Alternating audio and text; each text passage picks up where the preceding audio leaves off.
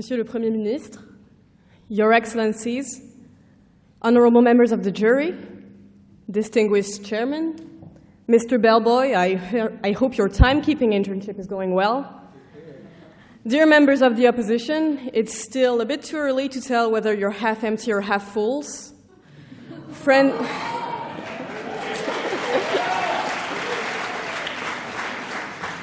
Friends from the government who love me despite my terrible, terrible puns. Ladies and gentlemen, good evening.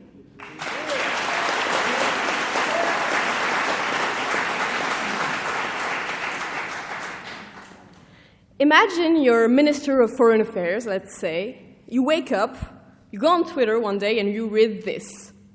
Will someone please inform Kim Jong-un that I too have a nuclear button, but it is much bigger and more powerful than his, and my button works? What?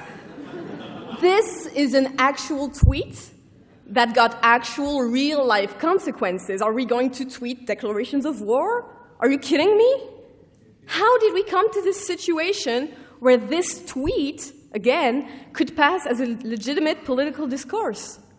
Understanding how we handle political discourse is key to understanding how fools run the show and are put in power. In the show of politics, you have two key actors I'll discuss, which are the media and political figures. And let me tell you, not only are they fools for each other. Man, they love each other.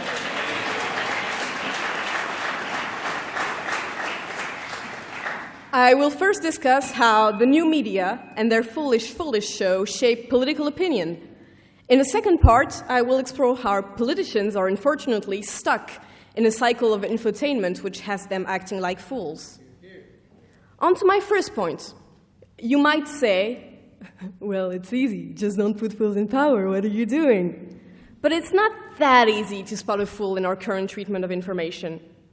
As our Prime Minister Anatole explained, current media kind of changed the rules of the game. We now understand politics through quick, shareable clickbait title. Top 10 worst things about the nuclear bomb. The 7th one will blow your mind.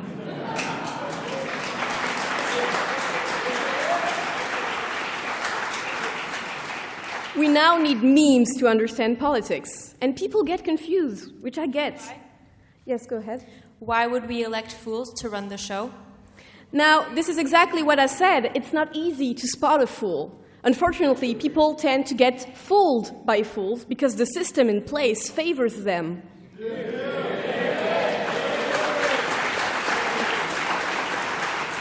This brings me to an important point. In the 2009 survey, 44% of Americans claimed that Jon Stewart, who at the time ran The Daily Show, a satirical news TV program, was their most trusted newscaster. But at the same time, Jon Stewart stated that he didn't have any journalistic responsibility because as a comedian, his only duty was to provide entertainment. But we shouldn't neglect the impact of The Daily Show, of BuzzFeed, Quotidien, or TPMP. Their irresponsible fooling around with serious issues trivializes and dumps down the debate. Ms. Thiebaud, in your speech, you raised a problem. Sorry, Ms. Obama, I'm so sorry. In your speech, you raised an important issue. You said that if we think that fools run the show, then we mean that people shouldn't vote because fools will be in power anyway. But I highly disagree. What we're doing as a government is analyzing and recognizing a system and patterns that are put in place. And it's up to the people to decide what to do with that information. Just because we say something is natural or happens in a more easy way doesn't mean that we cannot go against it. So if you don't put fools in power, it is nice to know that now fools are running the show. On that point? Yes. If you could run a show, what kind of fool would you be? Well, I'm in the government, so I'm running a show, more specifically foreign affairs, and so I'm a fool. What kind of fool? I don't know. You tell me. Maybe a clown. I like clowns a lot.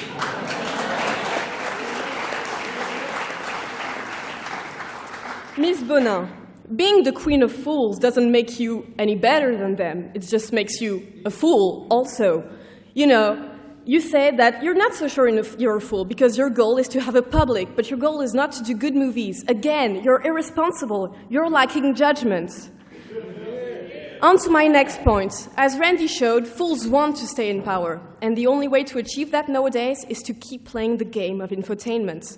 Politicians go on talk shows, they tweet, they make YouTube channels, they are expected to share their private lives. You win a campaign because you're good at campaigning, not because you'll be good at ruling. This is important.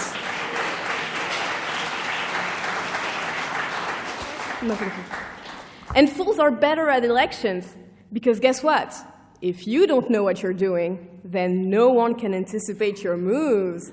That is how Trump took everyone by surprise. That is how a comedian famous for playing a president on a TV show came out first in the last Ukrainian elections.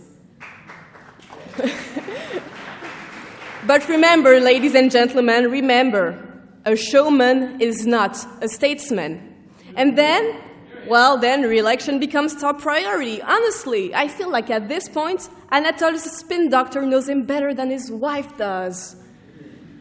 Ladies and gentlemen, the rules of the game have changed in politics. And it seems that only fools were let in on how to play. Wise people, they might be advancing their queen on the board. But what good is it if a fool just comes over, knocks the board and shouts, "Jungle speed, jungle speed!" In politics, fools decide what gets done. And wise people, I'm sorry to say, they're just way behind. Adopt the motion. Fools do run the show.